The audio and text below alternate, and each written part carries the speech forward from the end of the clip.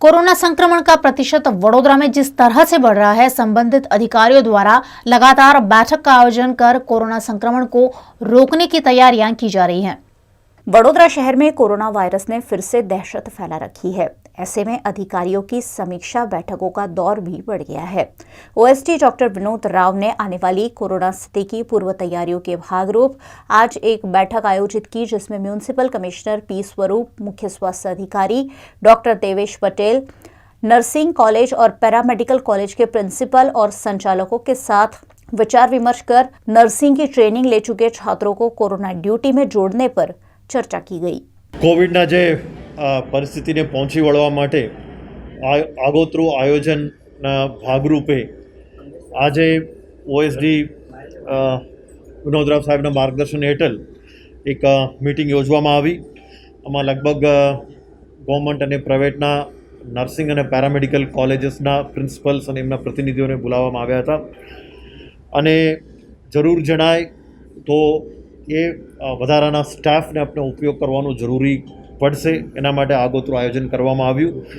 એમાં અત્યારે 475 જેટલા પેરામેડિકલ સ્ટાફ અત્યારે કામગીરી કરી રહ્યા છે અને 450 જેટલા વધારાના જે પેરામેડિકલ આમાં નર્સિંગ એએનએમ્સ બધા આવી જાય, 450 જેટલા નવા એડિશનલ પેરામેડિકલ સ્ટાફને લેવામાં આવશે અને એ બધાને આપણા સ્ટેન્ડ બાયમાં આજથી રાખીએ છીએ।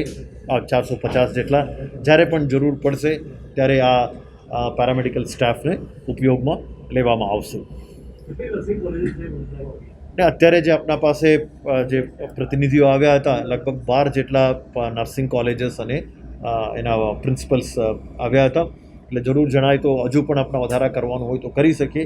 આ પ્રથમ તબક્કામાં 450 જેટલા નર્સિંગ સ્ટુડન્ટ્સ, એએનએમ્સ અને અધર પેરામેડિકલ સ્ટાફને આપણા સ્ટેન્ડ બાયમાં રાખ્યું છે।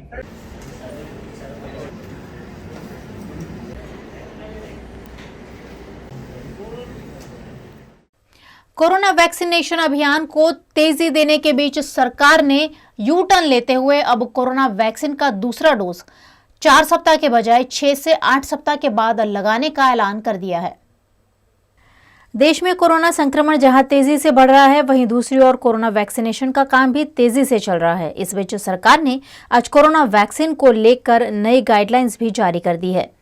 हेल्थ विशेषज्ञों और वैज्ञानिकों के समूह की सिफारिश के बाद कोविशील्ड वैक्सीन के दूसरे डोज के समय में बदलाव किया गया है।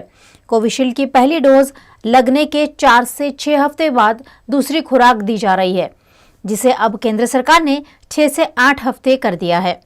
केंद्र की नई गाइडलाइंस के मुताबिक कोविशील्ड के दोनों डोज के बीच अब कम से कम 6 से 8 हफ्ते का अंतर होना चाहिए। फिलहाल ये अंतर 28 दिन का था। गौरतलब है कि केंद्र सरकार ने यह फैसला हाल ही में national technical advisory group on immunisation और वैक्सीनेशन एक्सपर्ट ग्रुप की ताजा रिसर्च के बाद लिया है। केंद्र सरकार ने देश की सभी राज्य सरकारों को भी इस संबंध में निर्देश दे दिए हैं। शोध में यह पता चला है कि अलग कोविशील्ड वैक्सीन के दूसरे डोज को 6 से 8 सप्ताह के बाद दिया जाता है तो यह ज्यादा असरकारक होता है। एमएस यूनिवर्सिटी में 342 करोड़ के बजट मामले बैठक आयोजित हुई, जिसमें प्रॉपर्टी बेच देने के मुद्दे हंगामा देखा गया। एमएस यूनिवर्सिटी में यूनिवर्सिटी के बजट को लेकर सेनेट की बैठक आयोजित की गई। विशेष रूप से बजट के लिए आयोजित इस बैठक में सदस्यों के बीच घर्षण सामने आया। भारतीय जनता पार्टी के समर्थक सदस्यों द्वारा यूनिवर्सिटी की कीमती जमीन बेच दी गई होने के आरोप नरेंद्र रावत द्वारा लगाए गए। नरेंद्र रावत के आरोप के साथ ही बैठक में हंगामा देखा गया, जिसमें मयंक पटेल, मेहुल लखानी और नरेंद्र रावत के बीच तू मैं देखी गई। एमएस यूनिवर्सिटी के वाइस चांसलर प्रोफेसर परिमल व्यास के समझाने के बावजूद मामला नहीं सुलझने पर आक्रोशित नरेंद्र रावत ने बैठक से वॉकआउट कर दिया। एक्सपेरिमेंटल स्कूलनी आगळनी 17,000 ચોરસ ફૂટ જમીન છે, લગભગ 50 કરોડની જમીન છે। મ્યુનિસિપલ કોર્પોરેશને ખોટો કેસ યુનિવર્સિટી પર કર્યો છે કે આ જમીન અમારી છે, એટલે કે અમે હડપ લીધી છે। વાસ્તવિકતા છે કે અમારી જમીન અમારી હતી, તે વખતના કોર્પોરેશનના સત્તાધીશોએ બિલ્ડરને આપી લેવા માટે આ જમીનનો કારસો રચી કલેક્ટર ઓફિસમાં કેસ કર્યો। ફોર્ચ્યુનેટલી મને ખ્યાલ આવતા આ કેસમાં હું પોતે વાદી બની આખા કેસનો પર્દાફાશ કર્યો। કલેક્ટર અને કમિશનર સાથે મિટિંગ કરી, મેયરશ્રી સાથે મિટિંગ કરી, રાજમાતા સાથે મિટિંગ કરી કે આ કોર્પોરેશન ખોટું કરી રહી છે અને એમાં નામોશી થશે આટલી મોટી સંસ્થા કોઈ સંસ્થા સામે આટલો મોટો આક્ષેપ કરે. આ જમીનનું સ્ટેટસ શું છે એ જાણવા માટે ફોન કર્યો. આપણી પાસે અત્યારે જમીન છે નહીં. ભૂતકાળમાં ઠાકોરભાઈ પટેલ મેયર હતા, એમને 2 જમીન રિઝર્વ રાખેલી શૈક્ષણિક હેતુ માટે. એ જમીન પણ આપણે ખરીદવાની હતી, એ પણ આપણે કરી શક્યા નહીં. એના સિવાયની જે જમીન આપણી પાસે હતી કે જે સોશિયલ વેલફેર ફેકલ્ટી અને એ જગ્યાના બદલામાં આપણને જે અત્યારે રાત્રિ બજારની જમીન આપણને મળેલી, એ રાત્રિ બજારની જમીનને શિફ્ટ કરીને બીજી જગ્યાએ લઈ ગયા અને આ તમામ જમીનો સમરસ હોસ્પિટલને આપી. હવે આ બધી રજૂઆતો હું કરતો હતો એ સમયે યુનિવર્સિટીના જે સેનેટ સભ્યોએ ખૂબ બીભત્સ વર્તન કર્યું, સેનેટને શોભે ન એવું વર્તન કર્યું, હાકોટા પડકારા કરી એક સેનેટ સભ્યને બોલતા મને રોકવામાં આવ્યો. જે હું યુનિવર્સિટીના હિતની વાત કરતો હોઉં, આવા સેનેટ સભ્યોથી હું બિહેવિયરથી ખૂબ નિરાશ થયો. મેં વડોદરાના મેયરશ્રીને બી વિનંતી કરી કે તમે યુનિવર્સિટી તરફનો કેસ પાછો ખેંચી લો. આવી બધી રજૂઆતો કરતો હતો, પરંતુ મને વાઇસ ચાન્સલરે કહ્યું કે હવે તમારે બોલવાનું નહીં. સેનેટ સભ્યો વાઇસ ચાન્સલરથી ઉપરવટ જઈને જે બિહેવિયર કરતા હતા, આનાથી હું નિરાશ થયો અને યુનિવર્સિટીના હિતમાં અને મેં વાત કરી કે હું આ સેનેટની બેઠકને હું વોકઆઉટ કરું છું, હું બહિષ્કાર કરું છું. મારા મુદ્દામાં મુખ્ય મુદ્દો મેં એ આવરી લીધો છે કે જ્યારે વિદ્યાર્થીઓને કોઈ પણ ડોક્યુમેન્ટ કે કંઈ પણ કઢાવવું હોય છે તો એ સીધા સંપર્કમાં આવે છે જે ટેમ્પરરી સ્ટાફ જે યુનિવર્સિટીમાં કામ કરી રહ્યો છે. અને સૌથી વધારે ઘર્ષણ ત્યાં જ થાય છે, સૌથી વધારે સમય પણ ત્યાં જ લાગતો હોય છે. એટલે મારો મુખ્ય મુદ્દો એ હતો કે એ જે ટેમ્પરરી સ્ટાફ છે એને પરમનન્ટ કરવાની જે કવાયત છે એ જલ્દીથી જલ્દી પૂરી કરવામાં આવે. અને બીજો મુદ્દો એ છે કે એ લોકો સૌથી વધારે વિદ્યાર્થીઓના સંપર્કમાં આવે છે તો એ લોકોની સેફટી માટે યુનિવર્સિટીએ શું પગલાં લીધા. એ લોકો માટે કોરોના કવચ જેવી 1500 કે 2000 રૂપિયાની એક પોલિસી હોય છે જે દરેક વર્કરની કઢાવવામાં આવે, તેથી જ્યારે એના પરિવારમાં એને ક્યારે કોરોના થાય તો એ લોકોને પૈસા માટે ક્યાંક ફાંફા ના મારવા પડે, એ લોકો ઇઝીલી એ કરી શકે ને યુનિવર્સિટીમાં ફરી પોતાની ફરજ માટે બજાવી શકે. લો ફેકલ્ટીની પાછળની જે જમીન છે એ યુનિવર્સિટી આપી જ ના હોય તો કેસની જરૂર ક્યાં આવી? યુનિવર્સિટી કોઈ જમીન આપતી હોય, ટોટલ 3 જુદી જુદી બાબતોને એ ભાઈ એક સાથે જોડવાનો પ્રયત્ન કરે છે. એ જે કેસની વાત કરે છે, જે સમરસવાળું છે એમાં કોઈ કેસ છે જ નહીં. યુનિવર્સિટીએ જમીન આપી, ત્યાં હોસ્ટેલ બંધાઈ. બીજી જમીન જે છે એ લો ફેકલ્ટીની પાછળની એક નાની જમીન છે જે કોર્પોરેશને માગી. અમે કોર્પોરેશન પાસે જમીનનો બીજો ટુકડો માગ્યો, કોર્પોરેશને અમને ટુકડો ના આપ્યો, એટલા માટે અમે કોર્પોરેશનને જમીન આપી જ નથી. જમીન આપી જ ના હોય તો કેસની વાત ક્યાં આવી? એ એવો આક્ષેપ કરે છે કે યુનિવર્સિટીના સિન્ડિકેટ મેમ્બરોએ સરકારને મફતમાં જમીન આપી દીધી, તો સરકારને જમીન વેચાતી આપીએ? અને સરકાર પોતે વિદ્યાર્થીઓ માટે, હવે એની અંદરથી કોઈ બાંગ્લાદેશથી તો રહેવા આવવાના નથી, પાકિસ્તાનથી તો રહેવા આવવાના નથી, ગુજરાતના વિદ્યાર્થીઓને રહેવા માટે 2000 વિદ્યાર્થીઓ માટેની સુવિધા ઊભી થતી હોય, 1000 કરોડનો સરકાર ખર્ચ કરતી હોય, તો એવા સમયે યુનિવર્સિટીએ જમીન આપી એનું અમને ગૌરવ છે. અને સરકારે સુવિધા ઊભી કરી છે, 7 વર્ષથી વિદ્યાર્થીઓ ત્યાં રહે છે, મેરિટના આધારે રહે છે. તો આ વસ્તુનું ગૌરવ લેવાને બદલે સેનેટ જેવા પવિત્ર ફ્લોરને કોઈ વ્યક્તિ રાજકીય અખાડો બનાવતો હોય તો એ જે ભાષામાં સમજે એ ભાષામાં એમને જવાબ મળે. અને ભવિષ્યમાં પણ જો એ મર્યાદા નહીં જાળવે, એમને મર્યાદા તોડતા આવડે તો અમને પણ મર્યાદા તોડતા આવડે. અમે મર્યાદા તોડતા નથી, એ અમારી મજબૂરી નથી, એ અમારા સંસ્કાર છે. અમને અમારા સંસ્કાર છોડવા પર મજબૂર નહીં કરવાના. સવારે 6 વાગે યુનિવર્સિટીના વેચેલા સિન્ડિકેટ મેમ્બરો પાસેથી જમીન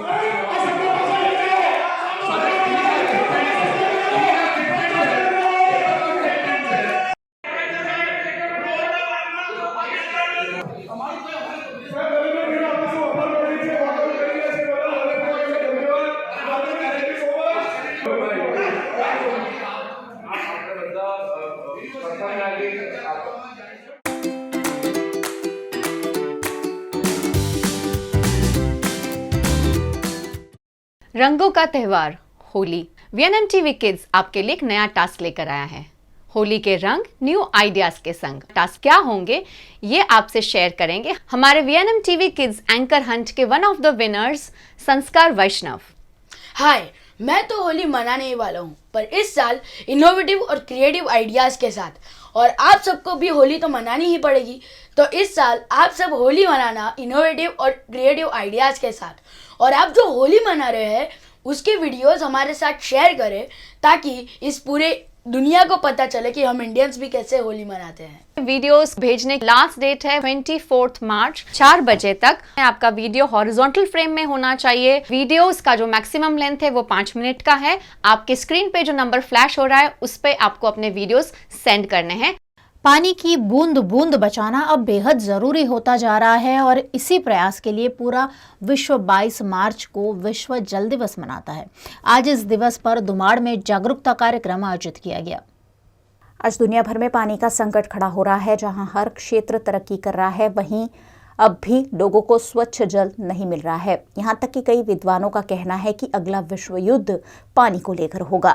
मनुष्य पानी की महत्ता को भूलता जा रहा है, जिसके चलते आज जल संकट से पूरी दुनिया जूझ रही है। इसी उद्देश्य से पानी की महत्ता लोगों को समझाने के लिए विश्व जल दिवस हर मार्च महीने की 22 तारीख को पूरे विश्व में मनाया जाता है। आज विश्व जल दिवस के मौके पर वडोदरा निकट के दुमाड़ गांव में पानी बचाने को लेकर लोगों में जागरूकता फैलाने की कोशिश की गई। दुमाड़ गांव के धोबी घाट पर कचरे से आजादी फाउंडेशन ने ग्राम पंचायत के सहयोग से तालाब किनारे और आसपास के इलाकों से प्लास्टिक का कचरा इकट्ठा कर सफाई की और जल संसाधनों को दूषित होने से रोकने पर लोगों को जागरूक किया। जल ही जीवन है। आज विश्व जल दिवस के मौके पर कचरे से आज़ादी फाउंडेशन और उनकी टीम दुमाड़ पहुंची है और यहाँ अनूठे कार्यक्रम का आयोजन किया गया है। साथ ही दुमाड़ की जो ग्राम पंचायत है वो भी इसमें शामिल है। हम यहाँ जो टीम मौजूद है कचरे से आज़ादी, हम उनसे जानना चाहेंगे कि किन कार्यक्रमों का आयोजन उन्होंने किया है और किस तरीके से किया गया है।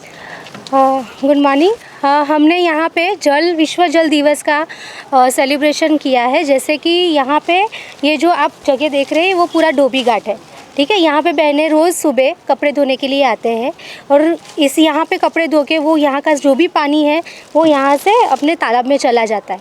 तो तालाब में जाने की वजह से साथ में कचरा भी चला जाता है। तो हमारा जो आज का जो दिन है उसको हम सेलिब्रेट इसीलिए करना चाहते हैं कि वो जो कचरा है यहाँ पे जागृति फैलाना चाहते हैं कि ये जो कचरा है वो तालाब में ना जाए और अपना जो पानी है वो ना बिगड़े, उसकी क्वालिटी ना बिगड़े। और इसीलिए हमने 3 एक्टिविटी का आयोजन किया है। वो 3 एक्टिविटी में ऐसा है कि कल हमने यहाँ पे ये जो आप देख रहे हैं यहाँ पे तालाब में से पूरा प्लास्टिक निकलवाया है और निकलवा के उसको साइड में किया है और उसको हम अभी प्रोसेस के लिए लेके जाएंगे आगे। दूसरा, हमने यहाँ पे आप देख सकते हो यहाँ पे जो कलर कर रहे हैं उसके पहले यहाँ पे सारी एल्गी जमा हो गई थी, जिसके वजह से वो हमारे हेल्थ इश्यूज़ भी क्रिएट करते। तो इसीलिए हमने यहाँ पे सारी एल्गी रिमूव करके यहाँ पे गेरू से पूरा कलर करके उसको नया लुक दिया है, ठीक है। और तीसरी जो एक्टिविटी है, जो आजू बाजू में हमारे जितने भी प्लास्टिक्स गिरे हुए हैं उसको हम कलेक्ट करके उसको प्रोसेसिंग के लिए लेके जाएंगे। जो पूरा हमारा कचरे से आज़ादी का जो हमारा कॉन्सेप्ट है उसको यहाँ पे हमने इंकलकेट करके उसको आगे लेके जाने का कोशिश किया है। हमारे साथ यहाँ ग्राम पंचायत के सरपंच भी मौजूद हैं। हम उनसे भी बात करेंगे कि किस तरीके से दुमाड़ का जो है नवीनीकरण किया, जो धोबी घाट है उसका नवीनीकरण किया जा रहा है। काफ़ी अच्छा गांव में ये कचरे से आज़ादी फाउंडेशन और कॉन्सेप्ट बायोटेक जो है वो पहले से बहुत सुधार हुआ है गाँव में। और जो जहाँ पे गाँव में पहले कचरा फेंकते थे बाहर, अभी लोग नहीं फेंक रहे हैं। ये पूरी टीम मिलके जो पब्लिक में जागरूकता फैलाई है और साथ में बहुत सारा मेहनत करके अभी ये इस मुकाम पे पहुँचे कि प्लास्टिक सारा इकट्ठा करके गांव पंचायत की जो जगह है वो शेड पे इकट्ठा करके उसमें से प्लास्टिक का जो ईंट होता है, बेंचेस होता है, वो सब प्रोसेस करके बनाया हुआ है। हमारे साथ कचरे से आज़ादी फाउंडेशन के फाउंडर मौजूद हैं और सर काफ़ी एक्टिव रहते हैं एनवायरमेंटल एक्टिविटीज़ में। सर, आज विश्व जल दिवस है और यहाँ पर भी कुछ ऐसा ही नज़ारा देखने को मिला है। पर्यावरण को बचाने की एक पहल की गई है। आप क्या कहना चाहेंगे? अभी ये जो आप जो गार्डन देख रहे हो, ये कचरे से आज़ादी का सिंपल कॉन्सेप्ट ये है कि आप कचरा दो और उसके सामने कुछ इंसेंटिव लो। तो हम कभी आलू देते हैं, कभी हम साबुन देते हैं और कभी हम ये देते हैं, तो मोटिवेशन होता है। अभी ये जो गार्डन के साथ में खड़ा हूँ, ये पूरा एक कचरे का ढगला था, पूरा एक कचरे का हीप था। अभी इसको हम कितने भी समझाए तो भी नहीं होगा, तो इसलिए हमने फिर इसको गार्डन में कन्वर्ट कर दिया और अभी यहाँ पे कोई भी कचरा नहीं आता। अभी ये पूरा साफ़ हो गया और इसके कारण कोई कचरा यहाँ पे आता नहीं। तो दुमाड़ गांव में अभी तक हमने कम से कम 15 टन जितना हमने कचरा एक साल में उसको प्रोसेस किया है और उसमें से गांव में जितना भी बेंचेस और जितने ब्रिक्स बने वो हम ब्रिक्स से हम आगे 22 अप्रैल को अर्थ डे के दिन एक बहुत बड़ा गार्डन बनाने वाले हैं जो अपनी बड़ौदा की रौनक बढ़ाएगी। वडोदरा शहर से सटे दुमाड़ गांव में आज आपको दिखाया कि किस तरीके से यहाँ जागरूकता फैलाने की कोशिश की जा रही है कि जल ही जीवन है और जल का कितना उपयोग करना चाहिए, किस तरीके से उसे बचाना चाहिए।